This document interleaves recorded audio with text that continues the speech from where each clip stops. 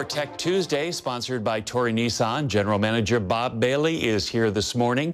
So, Bob, let's talk first cars. Okay, whatever you want to talk about, I'm here for you, man. All right, what was your first car?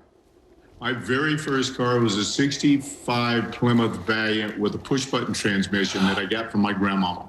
I remember those, sadly. Wow, that's pretty cool. Mine, I don't know the year, but it was a Corvair. And, you know, it had the engine in the back.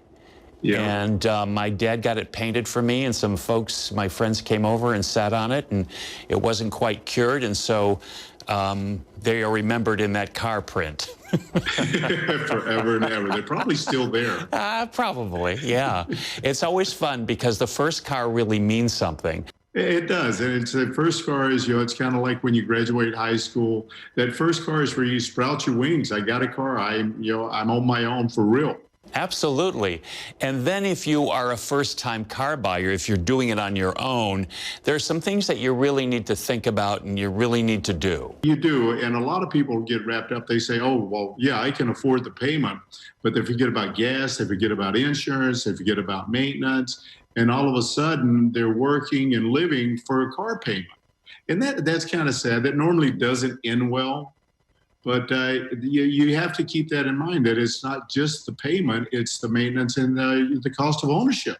And you should also, I guess, consider different financing options. And, you know, I see ads on TV and, you know, it's like 0% for, you know, years.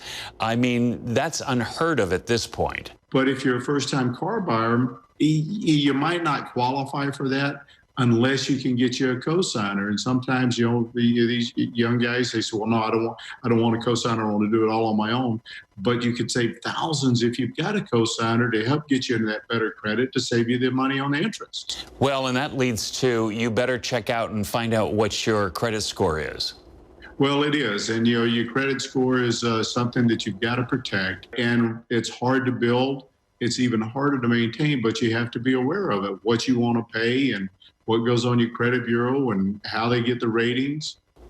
And if you have an old car that you're going to trade in, like my old Corvair or your old Valiant, you've got to know what that's worth. Well, you do, and there's a lot of you know, we've got a app on our website that you can go to, and you can you can evaluate what your car is worth, what you think it's worth. The other thing you want to do is just kind of see what they're selling for. And it seems to me that you ought to really take a test drive, because it's one thing to look at the car, but then actually to sit in it, to get the feel. You really need to make that extra effort to do the test drive. Well, you do, because that's where you decide if the car is right for you. Does it have blind spots in it? Do the seats fit your body? Just do you feel comfortable in it? When I think of buying a car, no matter how dead set you are on a particular model, you've got to be able to go in, and then you've also got to be able to walk away.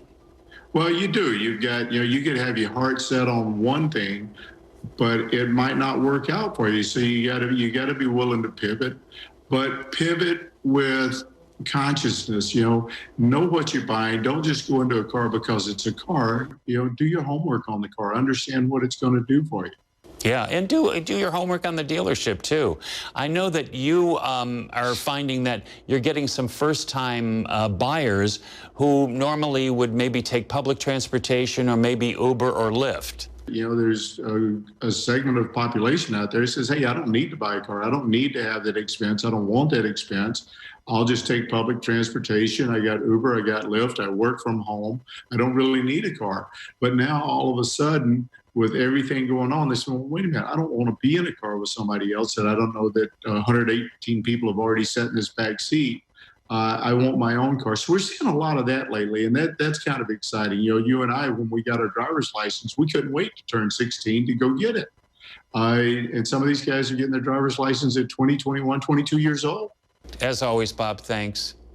Well, good to talk to you again. You know, I love Tuesday mornings. It gives me a reason to get up. Aren't you kind? All right, thanks.